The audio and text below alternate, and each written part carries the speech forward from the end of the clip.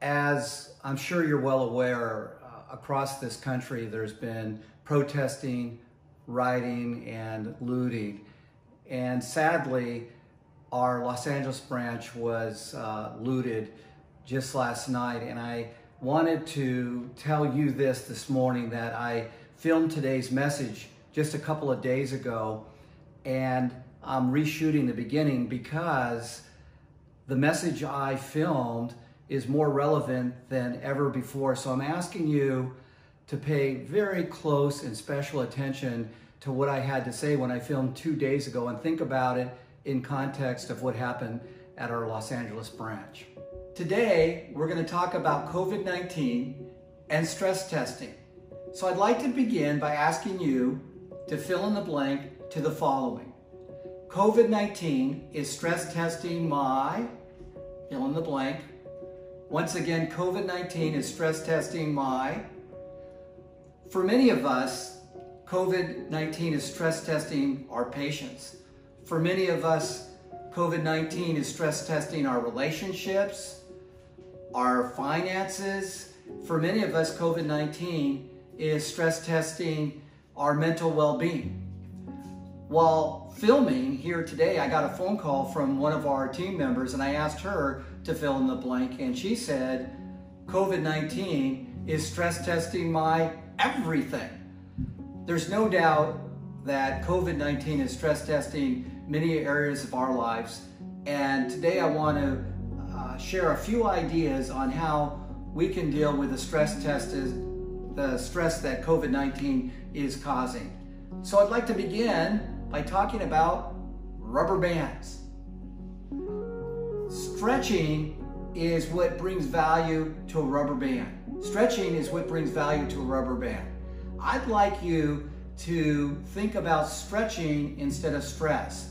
If we change the statement COVID-19 is stress testing my to instead COVID-19 is stretching my. If we think about stretching, we're more likely to think about growing and moving forward. As I've shared in prior videos, some of the greatest events, some of the greatest accomplishments have come on the heels of a challenge, on the heels of stress. So think about stretching instead of stress. Many times I've shared with you some of the challenges my middle son has had and still has today. And I got to tell you, I have had the privilege of going to many of his AA meetings, and most recently, I've had the privilege of zooming in on those AA meetings. I always get nervous. That's good. My dad, who actually is attending this meeting right now, just told me that's a good thing. It's eustress, it keeps me alert. So, and anyways, I gotta tell you, I've learned so much. And just last week, I heard the following story. An individual, 18 years sober, had enough from COVID-19, and the stresses had just gotten to him. So he decided he was going to go out and liquor up. So he left his apartment building and headed straight to the liquor store. And on the way, lo and behold, he ran into an individual that was only 18 days sober. Not 18 years, but 18 days. And this individual said to the person 18 years sober, "Are you okay? Would you like to go get a cup of coffee?"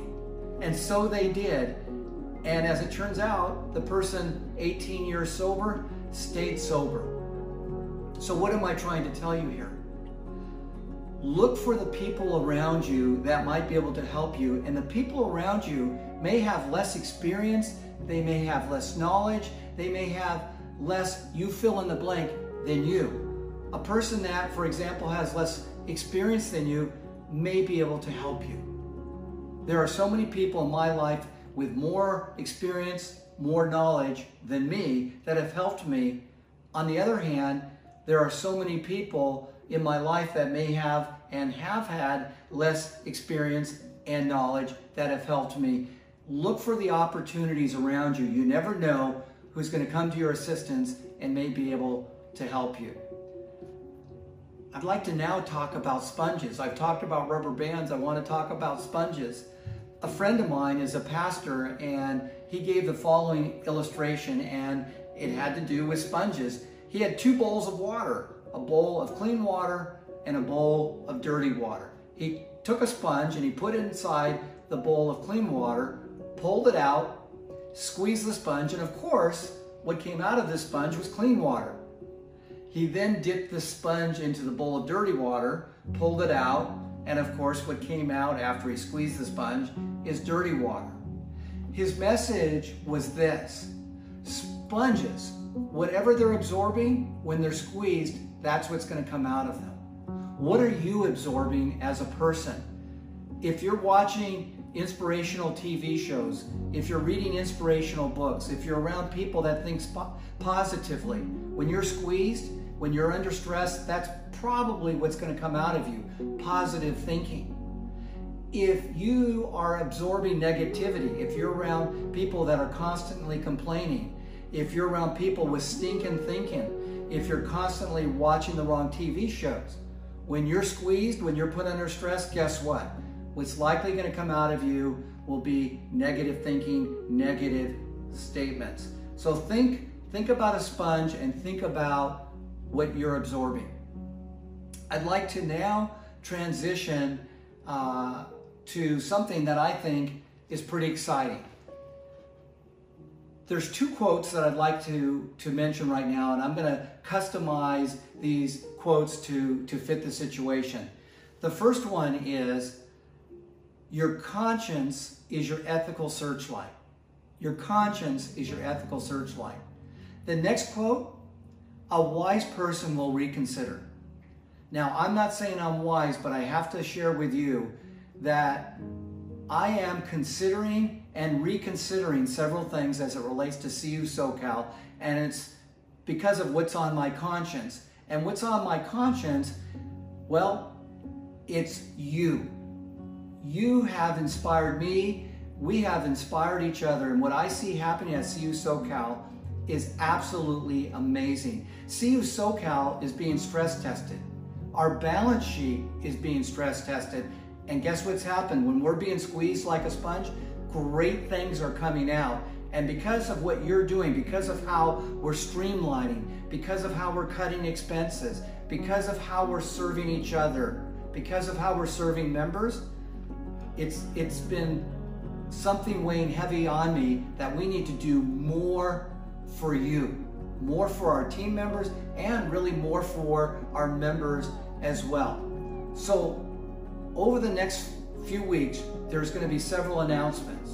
I'm going to make one of the announcements now, but I got to tell you, a couple of the announcements, which I'm not going to make right now, are aimed at our heroes, those that work directly, those that work face-to-face with our members.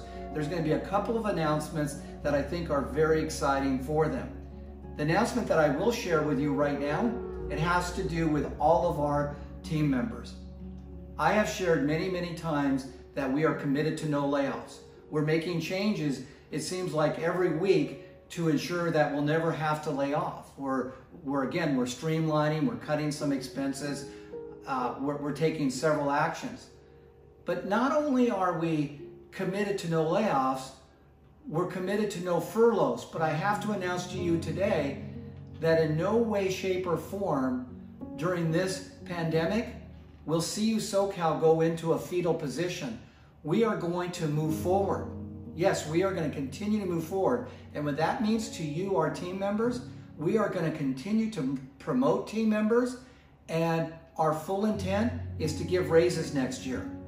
So no layoffs, no furloughs, and we're going to continue to promote, and we fully intend on giving raises next year. Things could change, who knows, but based on the amazing performance, I expect that our greatest days are ahead of us. Continue to find joy in the journey. Continue to feed your faith. Continue to think about stretching yourself. Continue to think about what you're absorbing. Continue to think about the people around you that can help you with the stresses that you may be facing. But know this, as you do all these things, we care about you at CU SoCal, and together there's just no end to what we can achieve. It's just such an honor to be able to serve you and work with you. Thank you for all you do, and I look forward to chatting with you again. After looking at those pictures of our Los Angeles branch, if you're like me, you're probably angry. Well, I got to tell you, when I first saw these pictures, I was indeed angry. But over the last many weeks, we've been talking about feeding your faith and not your fears, finding joy in the journey, and filling our minds with positive thoughts. So that's what I'm doing right now. And guess what? I'm feeling more and more positive about how we're going to go out and show the communities we serve who we are. We're going to show our members who we are. And we're an organization, a family that understands there's a story behind every face. We're going to show compassion. We're going to show people how kind we are. We're going to go out and make a difference more than ever before. Fill your mind with positive thoughts today, and I think you'll find joy in the journey. I look forward to chatting with you again, and let's march forward.